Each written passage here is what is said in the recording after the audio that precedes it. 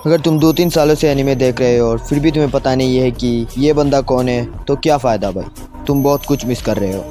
क्यों ना आज जो एनिमे तुम्हें रिकमेंड कर रहा हूँ जाके वो देख लेना, तब तुम्हें पता चलेगा हु इज़ मॉन्स्टर। あなたにとって命は平等だった。だから僕は生き返った。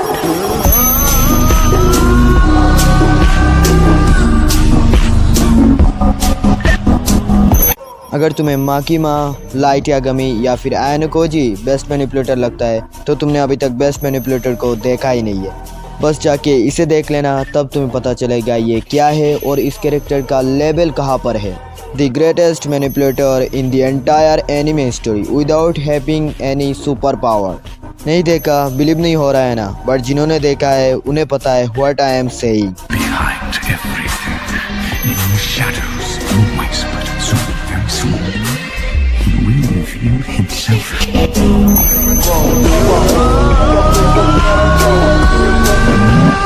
तुम में से बहुत लोग इंटरनेट के ऊपर सिग्मा सिग्मा करते रहते हो, बट आज मैं तुम्हें बताने वाला who is real sigma. Anime के अंदर इसका नाम सुन के सब लोग कांपते लगते हैं और इसका नाम है योहान लिबर्ट।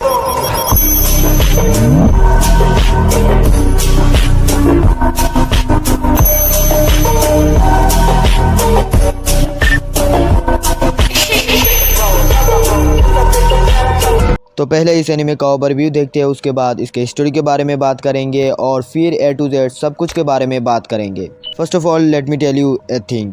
इस एनिमे के अंदर एक डॉक्टर होता है जो एक बच्चे को बचाता है और उस बच्चे को बचाने के बाद उसकी लाइफ पूरी चेंज हो जाती है। क्यों ना वो बच्चा सबकी मार के रख देता है, सबकी, लिटरली सबकी मार के रखता है।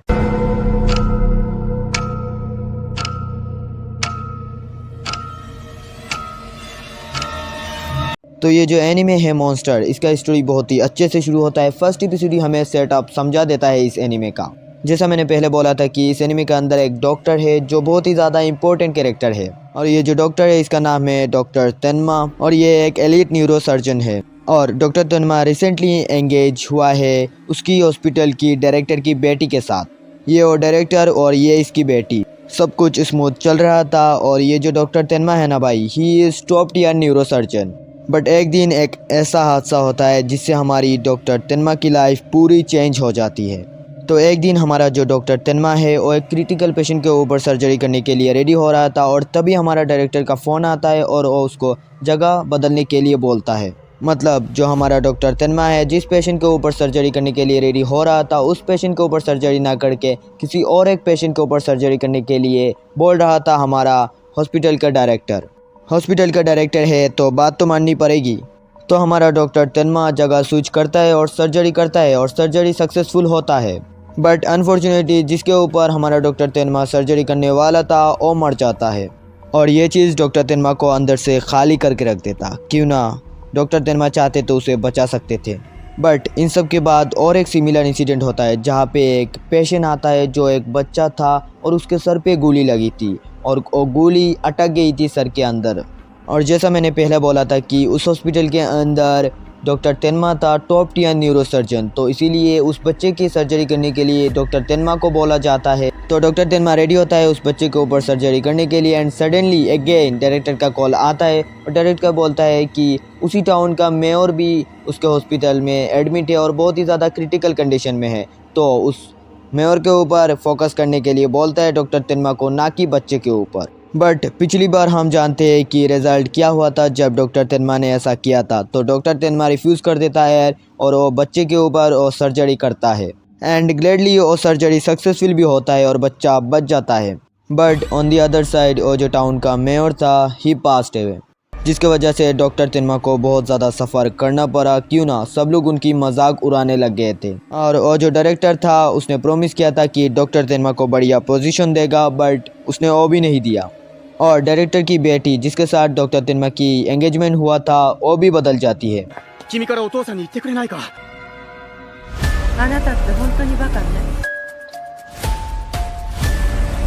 बट इन सब चीज़ों के बाद भी डॉक्टर तेनमा वॉज फाइन। डॉक्टर तेनमा इज़ लाइक चलो वो बच्चा तो बच गया।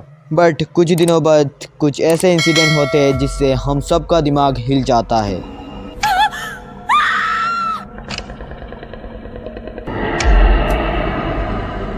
नमस्ते। और आगे जाके हमें ये पता चलता है कि वो बच्चा और कोई नहीं जोहान लिबर्ट, ए नेमलेस मॉन्स्टर। और उसके बाद हमारा जो डॉक्टर तेनमा है वो अपनी पूरी लाइफ रिग्रेट करता रहता है कि उस बच्चे को उसने क्यों बचाया था। क्यों ना उस बच्चे को बचाने के बाद से उसकी लाइफ की एल लग गई थी, उसका लाइफ लिटरली जंड हो गया था। टाइम के साथ साथ डॉक्टर तेनमा बस डॉक्टर नहीं रहता है, वो बिल्कुल बदल जाता है।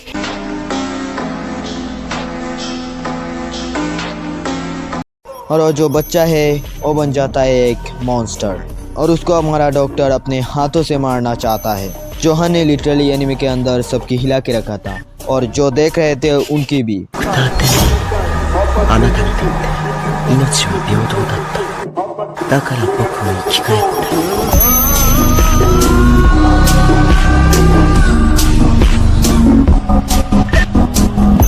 और अभी तक मैंने जो बात किया है उससे तुम्हें कोई स्पॉइलर नहीं मिलेगा। मैंने सिर्फ एपिसोड 1 से ही बात किया है तो तुम्हें कोई स्पॉइलर नहीं मिलेगा। और इस एनिमे के अंदर अराउंड 74 एपिसोड है और हर एक एपिसोड और टू वाचिंग है।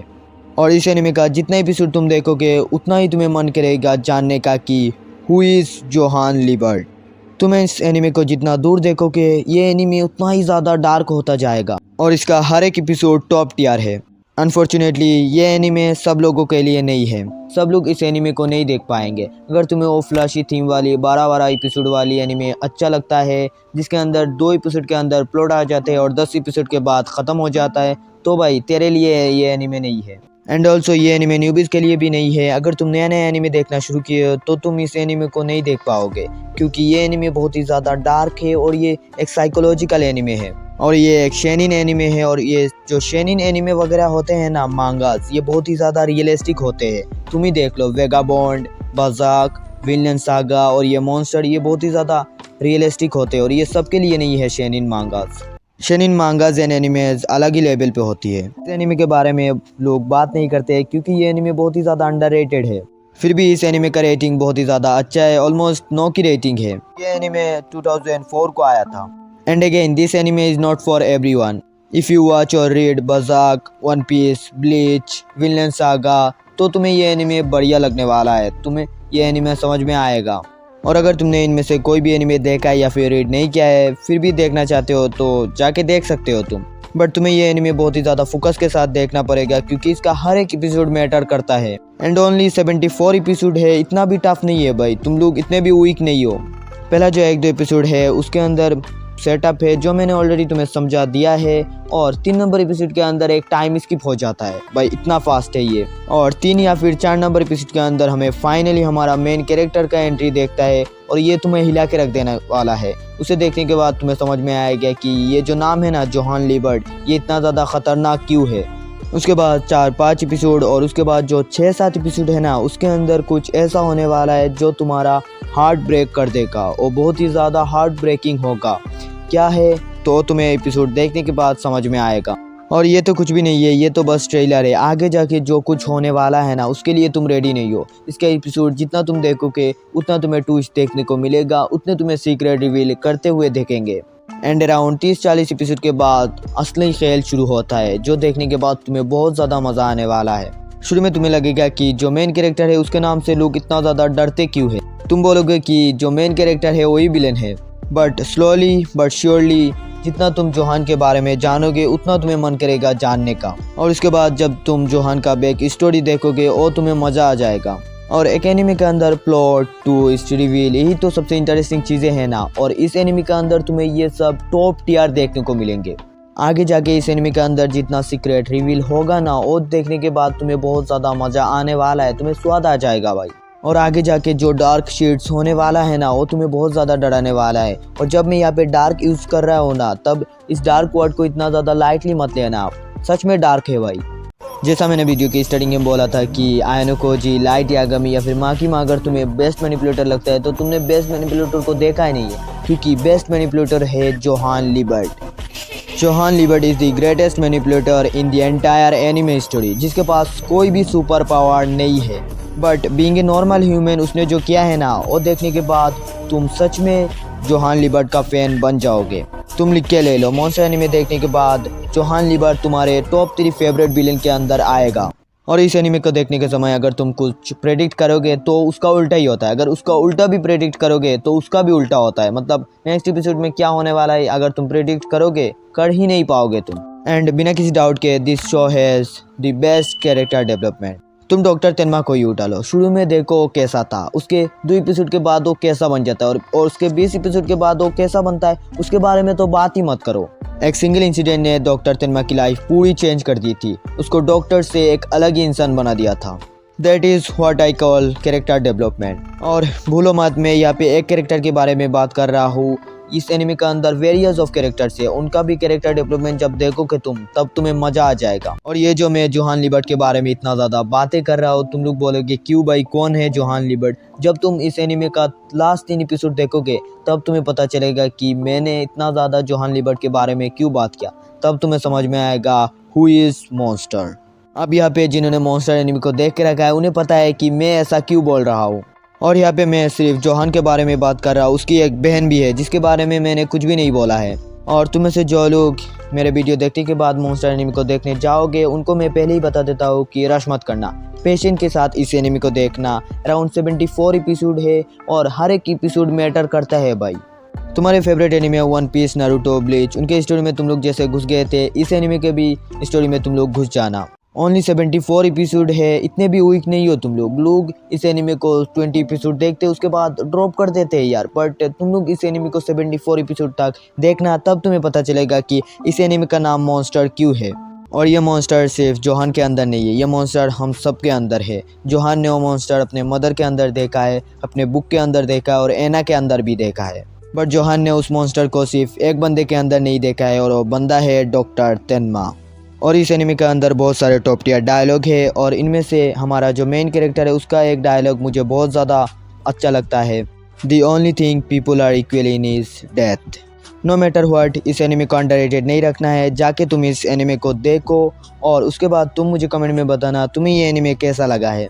और जिन लोगों ने देख के रखा है अपना ओपिनियन कमेंट में बताना, ताकि जो देखने वाले हैं उनको भी इंटरेस्ट आए देखने के लिए। तो हाँ, इस एनिमे रिव्यू को यहीं पे स्टॉप करते हैं। अगर तुम्हें ये एनिमे रिव्यू अच्छा लगा है तो लाइक दिस वीडियो, और अगर इस चैनल पर नए हो तो मेक श्योर सब्सक्राइब और पास में जो घंटा है उसे दबा के ऑल पे सेट कर दो। मैं मिलता हूँ तुम लोगों से अगले वीडियो पर। सायोनारा।